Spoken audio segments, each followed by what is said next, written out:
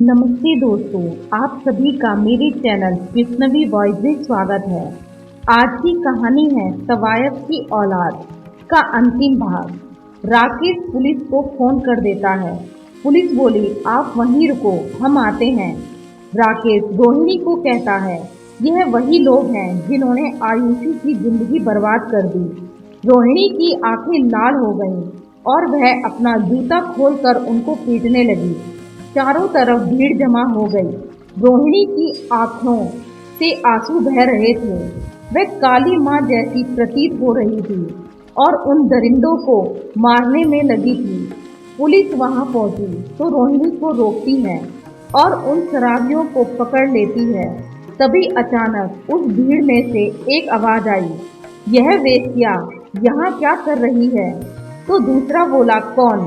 फिर से आवाज आई, यही जो इन बेचारों को मार रही है। अब पुलिस भी वहीं रुक गई। राकेश को भी कुछ समझ नहीं आ रहा था। रोहिणी बोली, यह लोग तुमको बेचारे लगते हैं? इन पापियों ने मेरी फूल जैसी बेटी का बलात्कार किया है और यह तुमको बेचारे लगते हैं? भीड़ और बढ़ने लगी। चारों तरफ मानो जैसे मेला लग गया हो, वैसा हो गया। उस भीड़ में से एक आदमी बोला, क्या पता तुम्हारी बेटी भी तुम्हारी जैसी वेश्या ही हो। आखिर वेश्या की औलाद तो वेश्या ही होती है और इन लोगों को फंसा रही हो। अब रोहिणी का गुस्सा सातवें आसमान पर हो गया। वह बोली, मेरी बेटी के लिए अगर एक शब्द भी गलत बोला तो जवान खींच लूंगी, समझे? हाँ, मैं वेश्या हूँ, पर मेरा कोई शौक नहीं था वेश्या बनने का। मैं अपनी मर्जी से वेश्या नहीं बनी, समझे? मेरे बाप को पैसे चाहिए थे तो उसने अपनी बेटी को कोठे पर बेच दिया। इसमें मेरा क्या कसूर? अरे उसकी तो आत्मा भी मर गई थी जब उसने मेरा सौदा किया था। भगवान को भी शर्म आई होगी कि मैंने कैसे कैसे पापियों को धरती पर जन्म दिया है। तुमको क्या लगता है कोठे पर जब लोग मेरी बोली लगाते हैं तो मैं खुश होती हूँ? अरे मैं तो उसी दिन मर गई थी जिस दिन मेरे बाप ने मुझे बेच दिया था।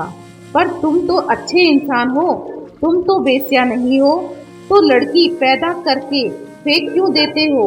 जब तुम्हारी हैसियत नहीं होती लड़कियों को पालने की तो तुम पैदा ही क्यों करते हो?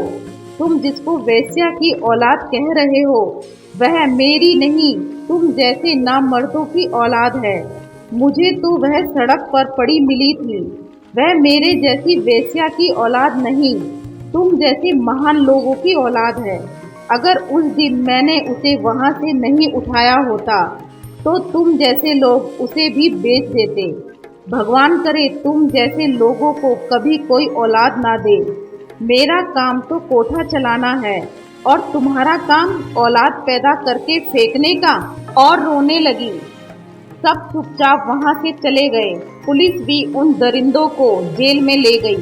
राकेश और रोहिणी एक दूसरे को देखने लगे। रोहिणी राकेश के सामने हाथ जोड़कर रोने लगी और बोली, मेरी बेटी को कुछ मत बताना। राकेश बोला, माँ जी, मैंने आप जैसी महान औरत कहीं नहीं देखी। अब मुझे पता चला कि आप आयुषी को गांव क्यों नहीं ले जाती। आपने तो माँ और बाप दोनों का फर्ज निभाया है। फिर वह दोनों अस्पताल जाते हैं जहां आयुषी को होश आ जाता है। वह अपनी माँ को देख बहुत रोती है। आयुषी बोली, माँ मुझे नहीं जीना है, मुझे मार दो, अब मैं किसी के लायक नहीं हूँ। रोहिणी बोली, नहीं बेटा, तू मेरी परी है और हमेशा रहेगी। मैं तुझे यहाँ से कहीं और ले जाऊंगी, हम दोनों हमेशा साथ रहेंगे। रेणुका बोली, नहीं, आप हमारी बहू को कहीं नहीं ले जाओगी। रोहिणी रेणुका की तरफ देखने लगी और फिर रेणुका को बाहर ले जाकर अपनी पूरी हकीकत बताई। रेणुका बोली, आप चाहें जो भी हो, आपका मन पवित्र है और हमको आपकी बेटी से अच्छी बहू कहीं नहीं मिलेगी। फिर राकेश अस्पताल में ही आयुषी की मांग भर देता है और एक बार फिर आयुषी को नया जीवन मिल जाता है। मिलते हैं अगली वीडियो में। इस कहानी का पहला भाग सुनने के लिए डिस्क्रिप्शन चेक करें। वहां आपको लिंक मिल जाएगी। कहानी पसंद आई हो तो वीडियो को लाइक करें और जाने से पहले चैनल को सब्सक्राइब करना ना भूलें। Thank you.